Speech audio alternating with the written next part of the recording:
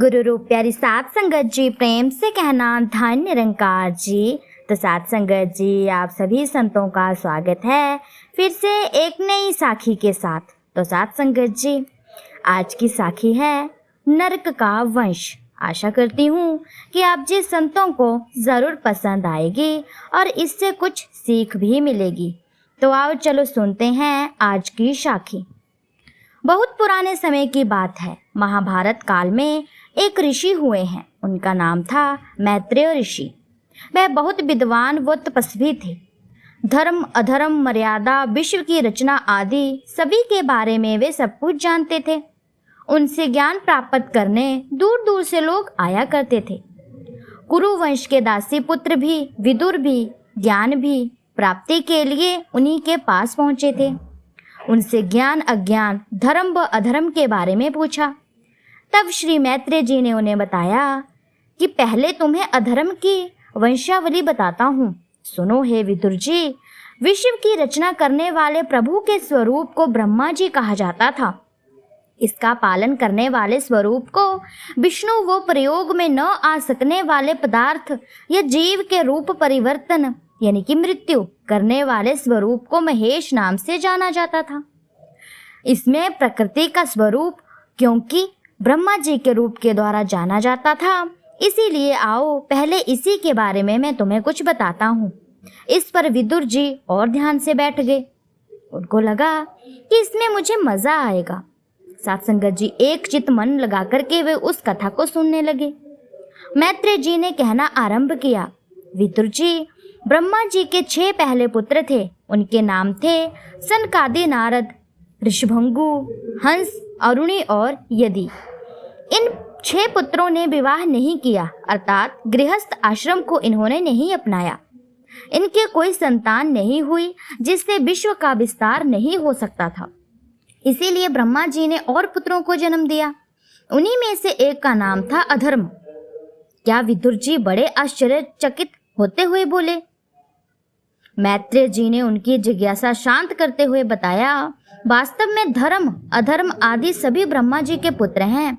अब मैं तुम्हें चौंका देने वाला पुत्र अधर्म के वंश के बारे में बताऊंगा। विदुर जी ने जिज्ञासा भरे शब्दों में कहा, सात संगत जी, जी महाराज। मैत्रेय जी बोले, अधर्म भी ब्रह्मा जी का ही पुत्र था। उनकी पत्नी का नाम था मिश्रा। अधर्म और मिश्रा से फिर एक पुत्र और एक पुत्री का जन्म हुआ। पुत्र का नाम था दंभ और पुत्री का नाम था माया।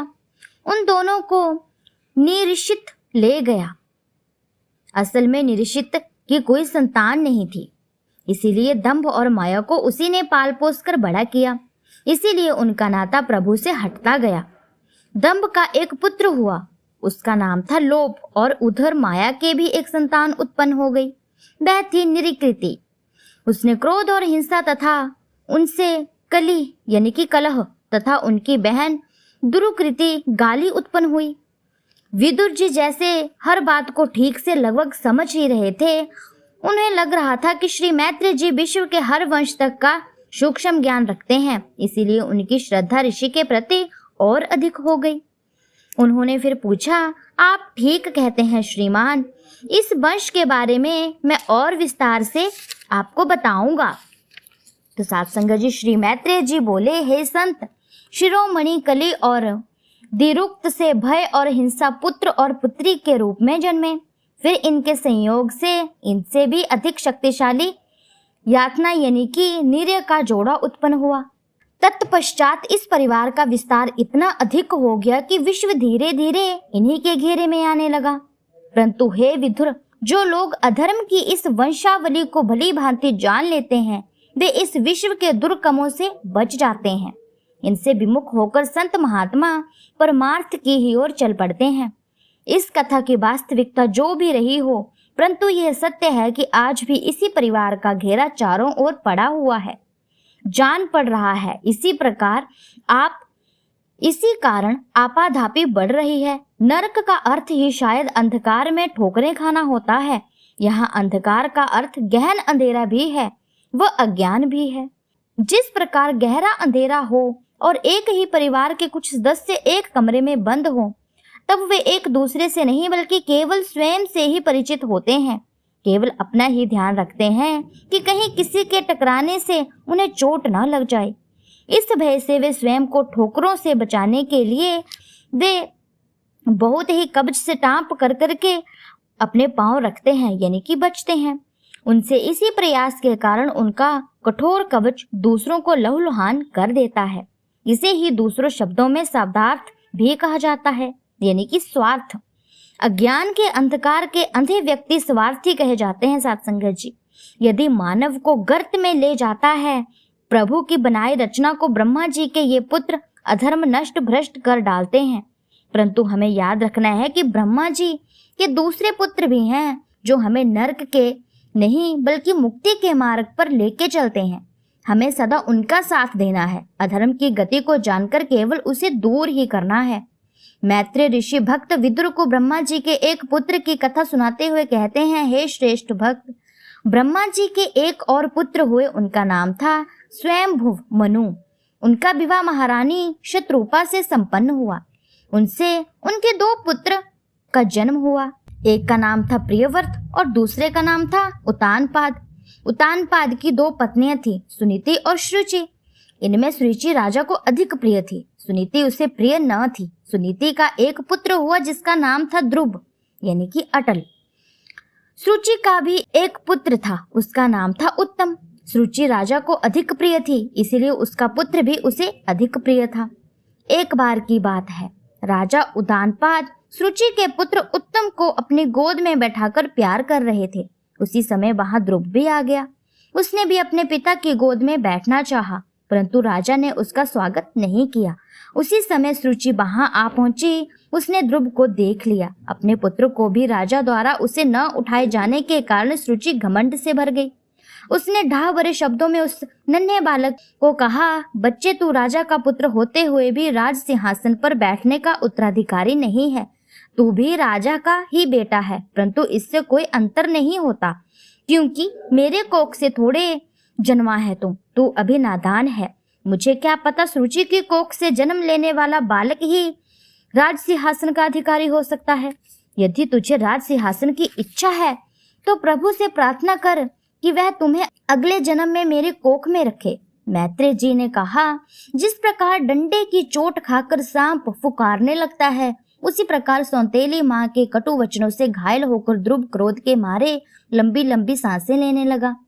उसके पिता चुपचाप ये सब तक देखते रहे, मुंह से एक शब्द भी नहीं बोल पाए। तब पिता को छोड़कर ध्रुव अपनी माँ के पास आ गया। सुनीति ने अपने पुत्र की आंखों में भरे आंसुओं को देखकर ही अंदाजा लगा लिया कि उसकी सौत ने कितने कड़वे शब्द इस नन्हे बच्चे को कह दिए होंगे। बेचारी सुनीति पर इन दुर्वचनों का क्षणिक असर नहीं हुआ। वह मन ही मन बहुत पीड़ा भी सहती रही साथ संगत जी, परंतु फिर भी उसने पुत्र ध्रुव को ठीक मार्ग पर ही चलने का शिक्षा दी। वह बोली, है बेटा, तेरे साथ जो भी हुआ हो, पर तू किसी के भी अमंगल की कामना मत करना।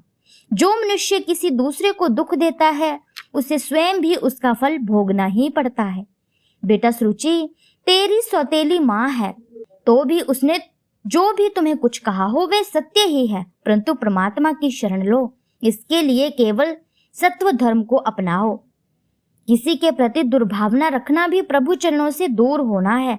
तुम्हारे दादा व परदादा इस भावना के कारण ही उस ब्रह्मा पद को प्राप्त हो गए थे, जिसकी कामना लोग कई कई वर्षों और कई ढंगों से करते हैं। तुम अभी छोटे हो, फिर तुम्हारा आसरा पिता व राजा नहीं हो सकते, तब फिर और कोई ढंग कहाँ बचता है जो तुम्हारी रक्षा करे। ये तो केवल प्रभु परमात्मा ही है जिनकी कृपा से तुम्हें रक्षा कवच मिल पाएगा। साथ संगत जी, उस बच्चे को अपनी माँ की बातें समझ में आ गई और वह उन्हीं बातों की ओर चलने लगा जिन बातों को माँ ने समझाया था। उधर साथ संगत जी, जो दूसरी रानी का बेटा था, वह बड़ा होकर के बहुत ही ज्यादा जिद्दी बना। साथ संगत जी, बहुत ही ज्यादा क्रोधित होता था। उसकी आदतें बिल्कुल भी ठीक नहीं थी, क्योंकि वो उसके माँ बाप ने उसको सर पर चढ़ा के रखा हुआ था। उसे जो चीज वह मांगता था वे उसे ला करके देते थे। इसीलिए साथ संगत जी, उसकी भी शादी हो गई, उसके भी एक बेटा हुआ। साथ संगत जी, उसका भी साथ संगत जी यही हाल था। उसका वंश साथ संगत जी ऐसा का ऐसा ही चलता रहा और एक दिन ऐसा आया कि उसके वंश का नाश हो गया। उसका वंश आगे नहीं बढ़ पाया साध संगत जी। इसे कहते हैं नर्क का वंश। साध संगत जी, नर्क का वंश हम खुद पैदा करते हैं, किसी को पैदा करने की जरूरत नहीं होती। कोई हमारा पिछले जन्म का कोई कुछ से लेना देना नहीं होता, हम खुद ही इस वंश को उजागर करते हैं। तो साध संगत जी, जिस प्रकार जो पहली पत्नी थी उसके बेटे को धर्म के मार्ग पर चलता हुआ देखकर उसकी माँ बहुत खुशी होती थी और उसका परिवार जो है, उसका वंश जो है साध संगत जी, वो बढ़ता गया, ना कि घटता गया। तो साध संगत जी, इस कहानी से हमें यही सीख मिलती है कि हमें भी नरक की ओर न चल के धर्म की ओर चलना है साध संगत जी, क्योंकि हमारा परिवार, जो लोग हमसे जुड़े हुए हैं, वो भी इस प्रभु परमात्मा से जुड़ पाएं और साध संगत जी, इस परम पिता परमात्मा में लीन हो जाएं और मुक्ति के मार्ग पर चलना शुरू कर दें। तो साध संगत जी, दासी की साखी पसंद आई हो तो प्यारा सा कमेंट ज़रूर लिख दीजिएगा और वीडियो को लाइक ज़रूर कर दीजिएगा। ऐसी ही वीडियो के लिए चैनल को सब्सक्राइब ज़रूर कर लीजिएगा। मिलती हूँ नेक्स्ट वीडियो में, तब तक के लिए धन्य निरंकार जी।